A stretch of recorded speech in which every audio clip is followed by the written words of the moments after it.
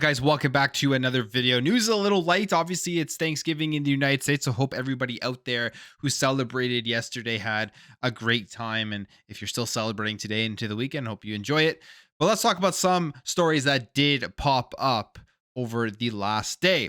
First of all, this one here, a negative story when it comes to Xbox, and that has to do with the Xbox Rewards app. As we know, Xbox is transitioning to the Rewards app away from the app that is currently on your Xbox console. You have a rewards app on your phone, and you can go in there and claim all your rewards in the Xbox app.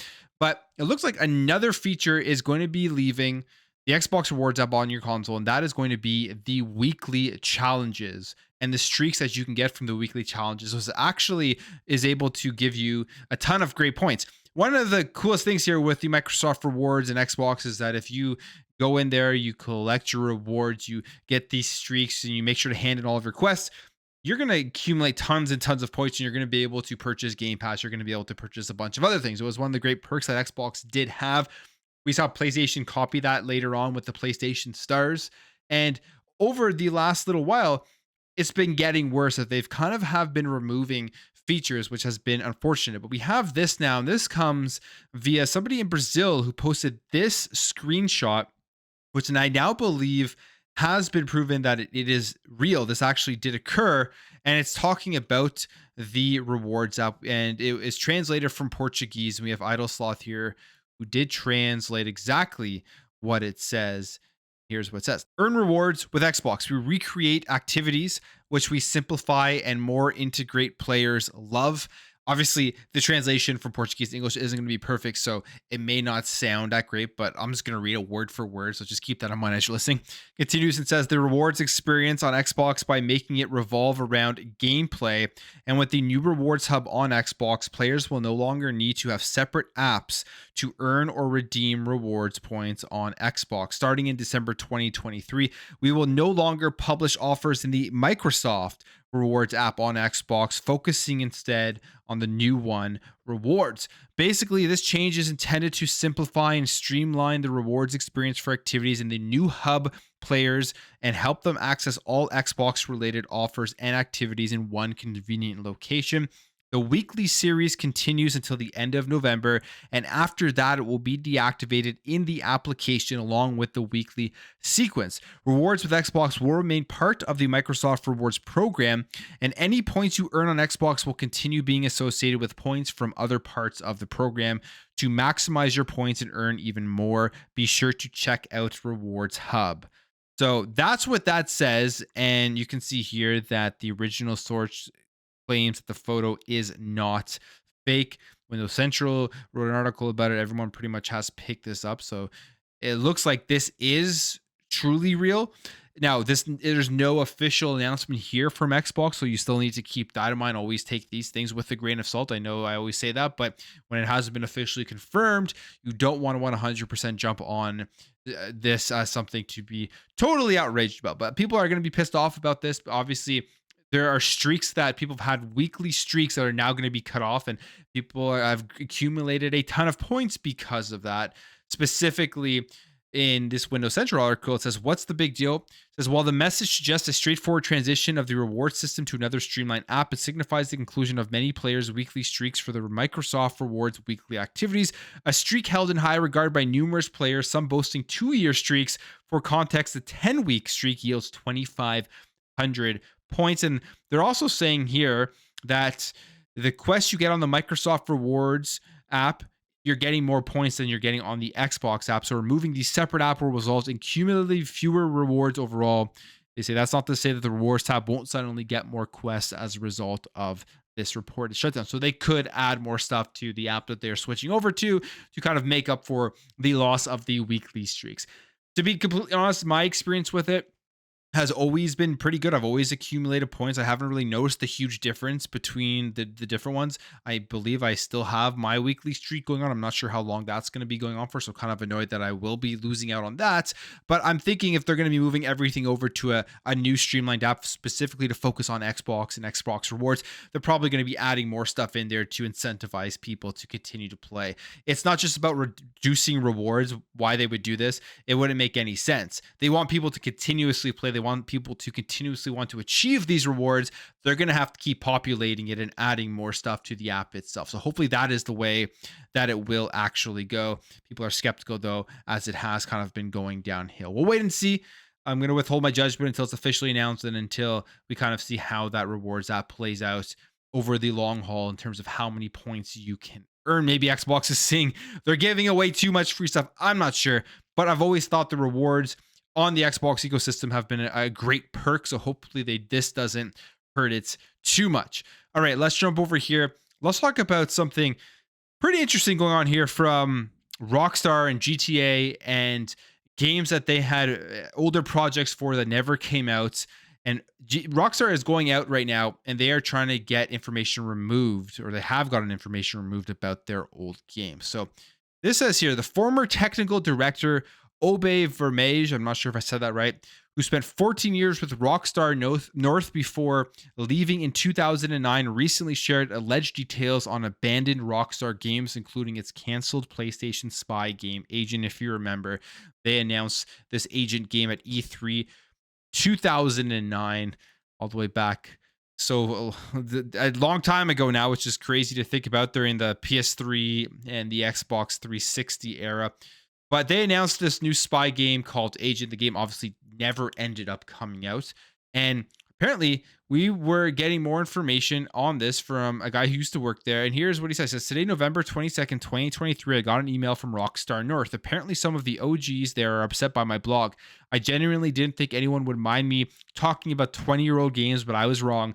Something about ruining the Rockstar mystique or something. Goes on and says, anyway, this blog isn't important enough to me to piss off my former colleagues in Edinburgh, so I'm winding it down.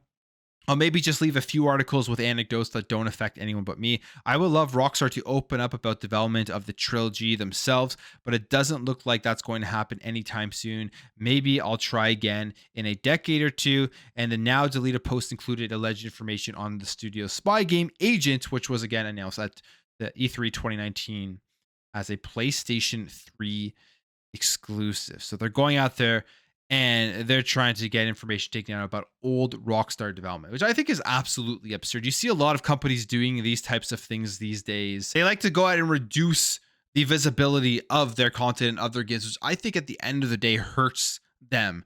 The more people that actually know about the stuff, even if it's older stuff, or it gets them intrigued about your company and goes and checks it out, the higher chance that you're going to have a new customer, you're going to have a new fan of the work that you do. You see what Nintendo does with the whole stuff where they go out and try to shut down all of the ROMs, all of the emulation for their older titles, going all the way back to the beginning of Nintendo. That the reality of the situation is, it's not like they're losing too much by people playing these emulated games that they aren't even releasing anymore. People just kind of want to play them, but it also exposes gamers to the history of Nintendo.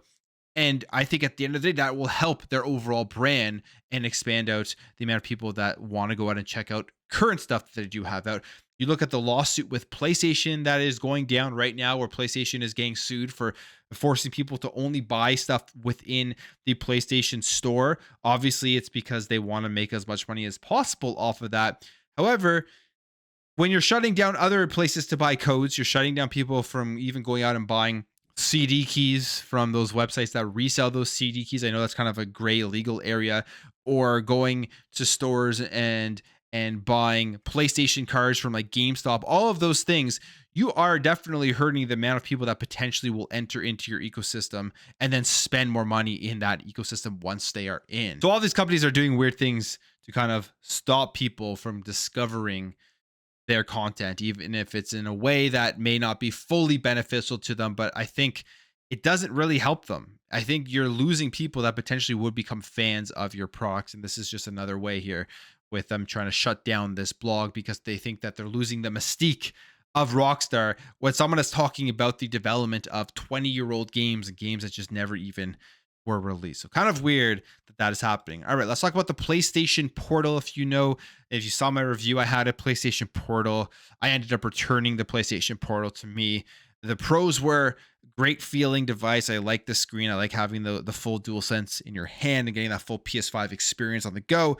but the use cases for it just weren't enough for me to want to keep it. The actual functionality wasn't that great. I had tons of times where I was playing and it would become grainy and laggy, and it just there's not enough there. You can't even stream games from the cloud to the PlayStation Portal. And for the price, $200, 270 in Canada, I don't think it is worth it. But it has been selling very, very well, and I've seen a lot of people loving it, or at least saying that they're loving it now. It's brand new. We'll see how long that actually lasts, how long people actually use this thing after they have purchased it. I have a hypothesis. I said it in my review. I feel like this is something that people are going to use now for maybe the first couple of weeks, and then they're not going to touch it very much after that. But like I said, selling very well, and this is going to really help PlayStation with their numbers, with their financial reports whenever they come out with that.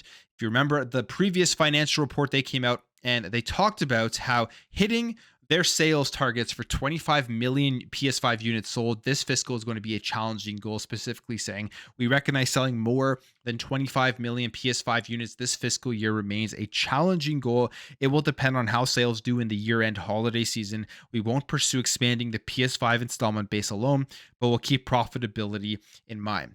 So if you're wondering, how are they going to reach the 25 million PS5 unit target for this fiscal, which is strictly just to show to their shareholders and get their stocks rising and keep people happy? How are they going to reach that goal? Well, one way they're going to reach that goal is by labeling the PlayStation Portal as consoles sold. This is from Matt Piscatella from Circana, who do the monthly results in the gaming industry. And here's what it says. Just an FYI to those that might care, PlayStation Portal will be tracked as a new hardware platform with spending included in the hardware total per manufacturer request. Yes, I know, again, you don't have to care. So basically what this is going to mean is the PlayStation Portal is a PS5 accessory, but it will now be tracking it as the sale as a console. So when they're going out there and they're trying to reach that 25 million target, they're going to be able to take all the sales as well from the PS Portal and then put it in there as their full number, which will help them get to that goal. Now, what it essentially will do is PS5 owners who buy a PS Portal, it kind of doubles up the sales for each customer that they currently have. And I think that will definitely help them. They're going to try to do everything they can by the end of this fiscal to make sure that when they go to their financial results in their end of the fiscal quarter, and they have their call with the investors, that they could say that they reached 25 million. We'll see if this is something that will help.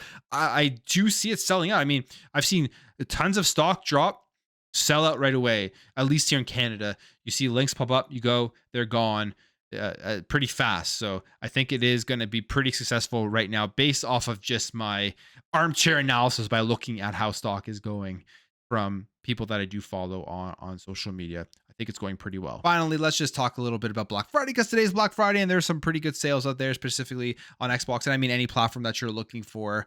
And if you're looking to pick up some Xbox and Bethesda titles, go check out the deals here, because you're getting up to like 88% off on some games and just 75% off on a ton of games. So depending on what you want to play, even if you have Game Pass, you're ever thinking about purchasing these games to own, now's probably a great time to go and do that. I'm looking at some of these, like Ori, the collection, 73% off, Psychonauts 2, 75% off, Sunset Overdrive. If you haven't played that yet, I highly recommend going to check that out, because it is one phenomenal game. But yeah, lots of great sales for Black Friday.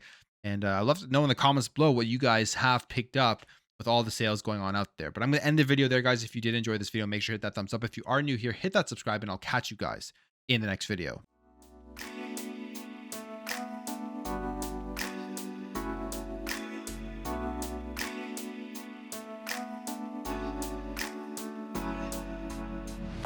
Bye.